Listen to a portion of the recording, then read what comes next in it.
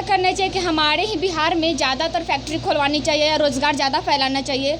यहाँ पे वैकेंसी कम हो रही है, इसके कारण हम लोग को ज़्यादा मतलब ये रोज़गार फैलाना चाहिए या वैकेंसी डाउनलोड करना चाहिए, निकालना चाहिए बाहर में, ताकि यहाँ के लोग बाहर ना जाएं, यहाँ के अपने फैमिली को लोग छोड़ के ना जाएं। यहाँ जब यहीं पे सब कुछ मिल जाए सुविधा, तो हम लोग 2000 किलोमीटर क्यों जाएंगे मरने के लिए।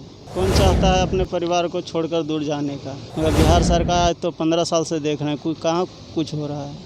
क्या होना चाहिए, यही कहना चाहते हैं कि कंपनी यहाँ पर खुल जाए और सब बढ़िया हो जाए, ठीक हो जाए, यही चाहता हूँ। तो कुछ नहीं हो रहा है, बिहार सरकार कुछ नहीं कर रहा है। हवाई अड्डा के बगल में आए हैं तो लेटरिन बाथरूम नहीं है, कुछ सुविधा नहीं है। बिहार में कितना कमी हो रहा है। ऐसे आता था खाना देने के लिए, जैसे कि मतलब भिखारी को दे रहा है वो खाना। वैसे देख देख के उतना मेहनत किए, अभी सोचा इधर ही कुछ रोज़गार मिल जाएंगे तो कुछ करेंगे। यहाँ तो कुछ मिला नहीं। अभी कंपनी लोग बोल रहे हैं आ जाओ आ जाओ, तब खाने के लिए घर में तो है नहीं, तो जाना तो पड़ेगा मजबूरी। तब सोचा मरना है, ये भूखा मरेगा आज, तो इसे ऐसा कोरोना। मैं यही कहना चाहता हूँ कि कंपनी खोले, हम लोग को कहीं जाना ना पड़े। और कंपनी खोलने से सरकार का भी फ़ायदा है, हम लोग को भी फ़ायदा है। वो कर नहीं रहे, वो किसी दिखावा कर रहे हैं कि मैं ये करूँगा वो करूँगा, करने के लिए कुछ नहीं करता है। सरकार का आया था कुछ रोजगार योजना करके, उन लोगों का आपको लाभ मिला कि नहीं? नहीं, कुछ भी नहीं मिला, कुछ भी नहीं। मनरेगा करके आया था, तो वो 2-3 दिन में तो काम ही खत्म हो गया था, फिर दूसरा काम कहाँ दिया। सरकार से मेरा हाथ जोड़ के रिक्वेस्ट है कि वो यहाँ के लोगों को बाहर ना भेजें, यहाँ के लोगों को बाहर ना भेजें, ताकि वो अपने फैमिली से दूर ना जाए, अपने बच्चे से दूर ना जाए। नमस्कार, मैं सूरज और आप देख रहे हैं कमिंग भारत। इस वक्त मैं मौजूद हूँ पटना एयरपोर्ट में। आज हम बात करने वाले हैं उन प्रवासी मज़दूरों की। जब लॉकडाउन हुआ था, कोरोना महामारी आई थी, तो इन्हीं लोगों को कंपनियों ने निकाल दिया था। ये लोग पैदल आए थे, ना इनकी आने की कोई व्यवस्था थी, ना कोई गाड़ी ना ट्रेन, कुछ से इन लोगों की व्यवस्था नहीं की गई थी। सारी कंपनियां इन लोगों को भगा दी थी, और आज वही कंपनियां इन लोगों को फ़्लाइट का टिकट दे के बुला रही है। आप ये बात समझिए कि कंपनियां इन लोगों को फ़्लाइट का टिकट देकर बुला रही है। इसका ये मतलब साफ है कि अगर बिहार से बाहर काम करने नहीं जाएंगे, तो जितने भी राज्य के उद्योग हैं, जैसे गुजरात, मुंबई, ये सारे जितने उद्योग हैं वहाँ पे उद्योग बंद हो जाएंगे। आप लोग समझिए हमारे बिहार में क्या शक्ति है, बिहारियों में क्या स्किल है इन लोगों के पास। तो आइए इसी सिलसिले में हम बात करते हैं उन प्रवासी मज़दूरों से जो कुछ महीने पहले पैदल चलकर आए थे, जिनके पैर में छाले पड़ गए थे। कितने लोगों की रास्ते में ही मृत्यु हो गई थी, बहुत कष्ट से आए थे। आज उन लोगों को कंपनियां फ़्लाइट के थ्रू बुला रही है, फ़्लाइट का टिकट देके। तो आइए जानते हैं उन मज़दूरों से। तो देखिए यहाँ पर कुछ मज़दूर बैठे हुए हैं, तो आइए उनसे जानते हैं कि आखिर वो जा क्यों रहे हैं। आपका नाम क्या हुआ? जी बिट्टू जी, जब लॉकडाउन हुआ था, कंपनियां ने आप लोगों की साथ छोड़ दी थी। ना ट्रेन चल रही थी, ना फ्लाइट, कुछ भी नहीं। आप लोग पैदल आ रहे थे, साइकिल से, जिनके पास साइकिल की सुविधा थी साइकिल से आ रहे थे। बहुत कष्ट वाला वो दिन था। कितने लोगों के पैर में छाले पड़ गए, कितने लोगों की रास्ते में ही मृत्यु हो गई। तो फिर ये कंपनियां आप लोगों को क्यों बुला रही है? उन लोग की भी ज़रूरत है, हम लोग का, हमको भी उसको ज़रूरत है। यहाँ जब यहीं पे सब कुछ मिल जाए सुविधा, तो हम लोग 2000 किलोमीटर क्यों जाएंगे मरने के लिए। हर बार हम लोग का टॉर्चर होता है, कभी कुछ आते हैं भाग भाग के। और यहाँ पे सरकार सिर्फ वादे करते कि उद्योग लगाएगी, उद्योग लगा नहीं रही है। अगर ऐसा नहीं लगता है आपको कि अगर यहाँ पे उद्योग लग जाए तो आप लोग अपने घर में ही रहेंगे और घर के पास ही कोई आप लोगों को रोज़गार मिल जाएगा, अपने परिवार के साथ रहेंगे? कौन चाहता है अपने परिवार को छोड़कर दूर जाने का।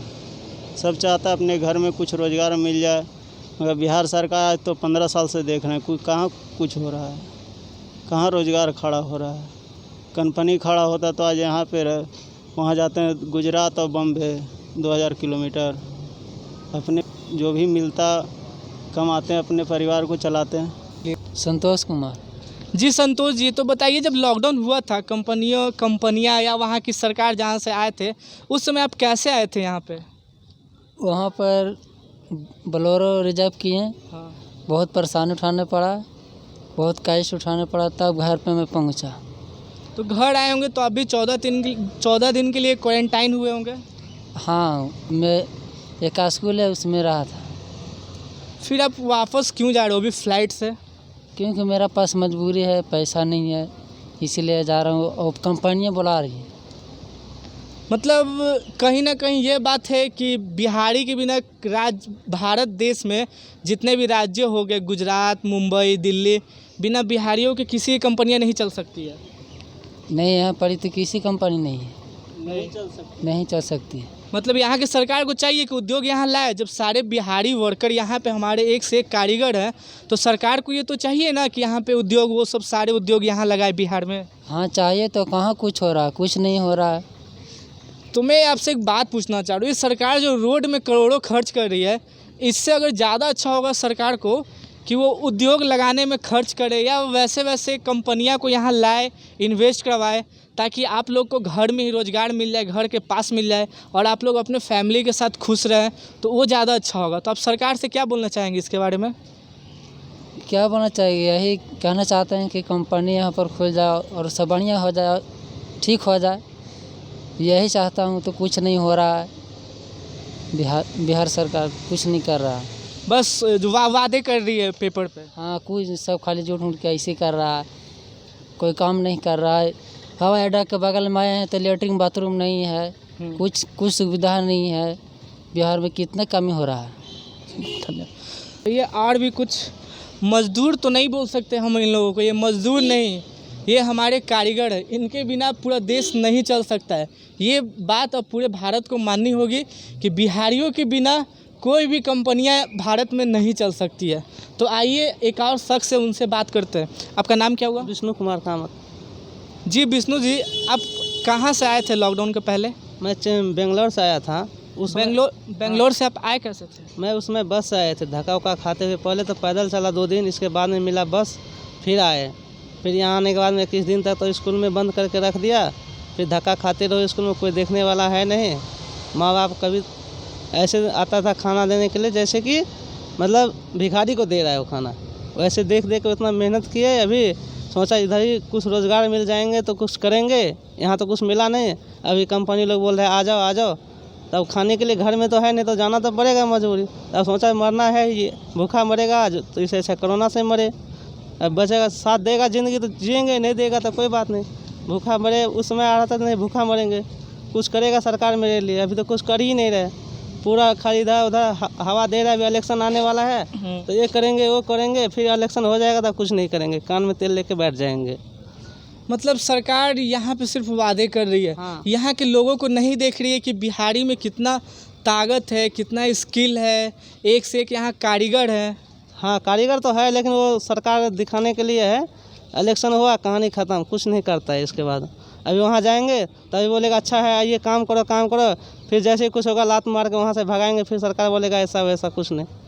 बोले बस में धक्का खा के आए तो 2-3 दिन, फिर इधर आया। आप जिस कंपनी में जा रहे हैं उस पर आप फिर कैसे विश्वास कर रहे हैं कि फिर अगर कोरोना बढ़ जाती है, अगर फिर बढ़ी हुई है, फिर अगर लॉकडाउन होता है तो फिर वो आपको आने के लिए फिर फ्लाइट का टिकट देगी या फिर ऐसे ही वो भेज देगी? नहीं ऐसे तो अभी नहीं भेजेंगे, लेकिन जो ही है सोचे जो भी 2 रुपया मिल जाएगा तो नहीं लगेगा लॉकडाउन तो आ ही जाएंगे। अपना पैसा खर्चा करके, अभी तो उसका ही पैसा से जा रहे हैं, जाने के टाइम पे उसका पैसा आने में धक्का खा के आएंगे। और नियम ही है, पहले बोलता है तो रेलगाड़ी नहीं चलेगा नहीं चलेगा। अभी रेलगाड़ी में आने का नहीं, अभी फ्लाइट का टिकट दे के बुला रहा है। पहले ट्रेन का भी टिकट देने में मुश्किल हो रहा था। मैंने खुद देखा था, मैं टीवी में भी देखता था कि काफ़ी लोग पैदल चल के आते थे, बहुत मुश्किल से आते थे। कि जिनके पास साइकिल थी वो साइकिल से ही सफ़र कर रहे थे। लोगों के पैर में छाले पड़ जा रहे थे, कितने लोगों की तो रास्ते में ही मृत्यु हो गई।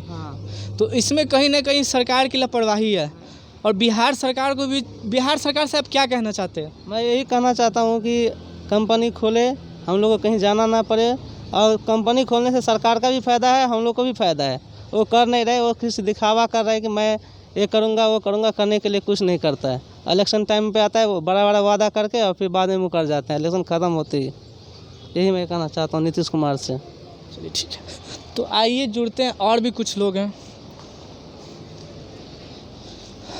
आपका नाम क्या हुआ? नगीना कुमार। जी नगीना जी, तो अभी आप कहाँ पे काम करते थे लॉकडाउन के पहले और अभी उसी कंपनी में जा रहे हैं? अहमदाबाद जा रहा हूँ। अहमदाबाद। वहाँ की कंपनी आप लोगों को फ़्लाइट का टिकट दिया, दिया ना। तो कहीं ना कहीं अगर देखा जाए तो बिहार सरकार से तो वो अच्छा ही है ना कि कम से कम देख रही है कि जो कारीगर है उनको फ्लाइट का टिकट दे के बुलवा रही है। और यहाँ की सरकार से आपको कुछ सहायता मिली है कि नहीं लॉकडाउन में? नहीं, कुछ भी सुविधा नहीं मिला। सुविधा मिलता तो हम लोग थोड़ी जाते अहमदाबाद कमाने के लिए, मजबूरी पर आया तब जा रहे हैं कमाने के लिए।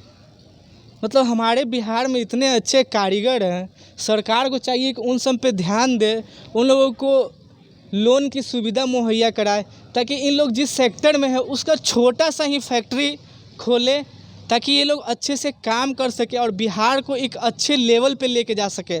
और बिहार हमारा, ये मेरा मानना है कि बिहार एक अच्छा राज्य बन सकता है पूरे भारत में। यहाँ कारीगरों की कोई कमी नहीं है।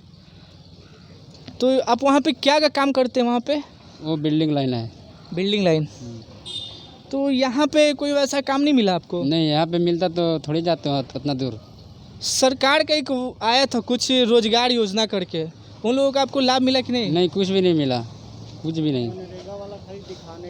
मनरेगा करके आया था। तो वो 2-3 दिन में तो काम ही खत्म हो गया था, फिर दूसरा काम कहाँ दिया।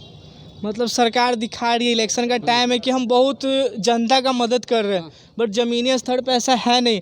हमारे यहाँ जो इतने अच्छे अच्छे कारीगर हैं वो दूसरे राज्य में जाके काम कर रहे हैं, उन लोगों की राज्य की आमदनी बढ़ा रहे हैं और हमारा देश पीछे ही जाते जा रहा है।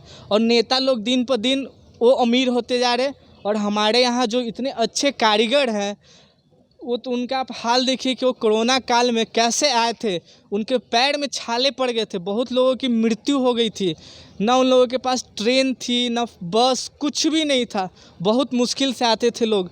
और आज कंपनियां इन लोगों को फ़्लाइट से बुला रही है, तो फ्लाइट से बुला रही है तो ये साफ मतलब है कि हमारे बिहारी में काफ़ी अच्छी स्किल है जिसके बदौलत वो इन लोगों को बुला रहे हैं।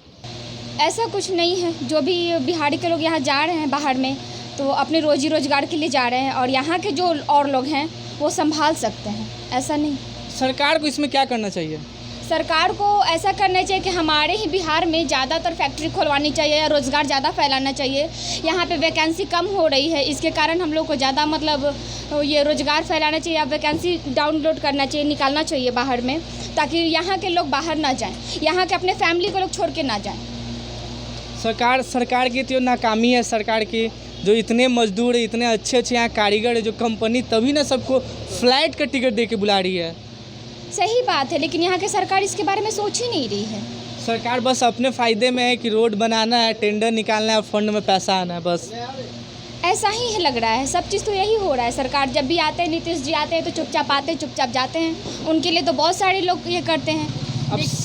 अब सरकार से क्या कहना चाहेंगे? सरकार से मेरा हाथ जोड़ के रिक्वेस्ट है कि वो यहाँ के लोगों को बाहर ना भेजें, यहाँ के लोगों को बाहर ना भेजें ताकि वो अपने फैमिली से दूर ना जाए, अपने बच्चे से दूर ना जाए, अपने फैमिली के पास रह के वो अपना काम करे, अपने फैमिली को भी देखे, अपना अनाज का खेती उपजाएं।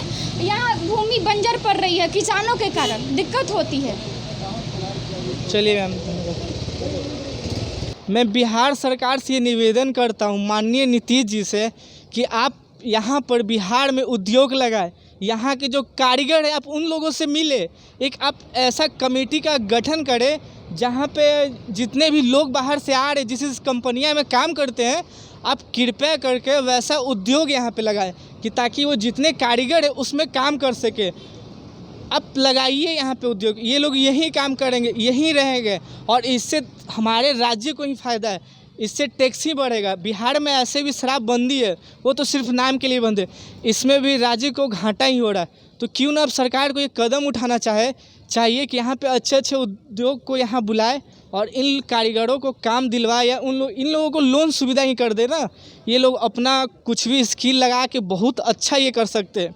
जब कंपनियां इन लोगों को फ़्लाइट से बुला रही है तो आप समझ सकते हैं कि इनके पास क्या टैलेंट है और क्या स्किल है। कंपनी ऐसे किसी को फ़्लाइट का टिकट दे के नहीं बुला सकती है। कंपनियां को ये पता है कि इन लोगों के बिना उन लोगों की कंपनियां कुछ भी नहीं है, नहीं चल सकती है।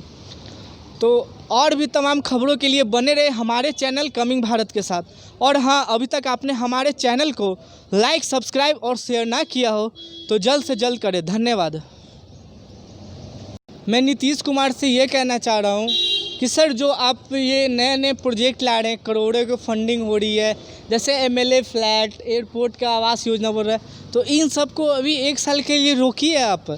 और जो हमारे मजदूर भाई है, जो मजदूर इन लोगों को नहीं कह सकते, ये कारीगर है, बहुत बेहतरीन कारीगर है, इन लोगों के बिना कोई कंपनियां नहीं चल रही है, तभी इन लोगों को बुला रही है। आप इस चीज़ पे गौर करिए और इन लोगों को लोन की ही सुविधा दीजिए ताकि ये लोग स्मॉल स्केल से ही स्टार्ट कर सके।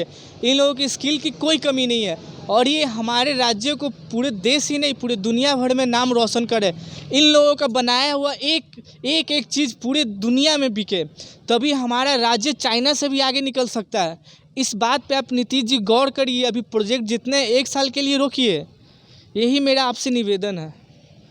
आइए हम यहाँ की जो पार्किंग में महिला कर्मचारी है उनसे बात करते हैं कुछ। मैम आपका नाम क्या हुआ? गुंजा कुमारी। जी मैम, तो बताइए कि रोज़ यहाँ से कितने मजदूर जा रहे हैं? यहाँ से तो मैं गिनती करती हूँ तो एक शिफ्ट में जाते हैं 70-75 मजदूर जाते हैं, तो ऐसे दिन भर में तो लगते 400-500 तो डेफिनेटली जाते होंगे। मैम तो इतने मजदूर जा रहे हैं तो कहीं ऐसा तो नहीं ना कि हमारे बिहारी के बिना देश में जितने भी बड़े बड़े उद्योग हैं वो नहीं चल सकते हैं?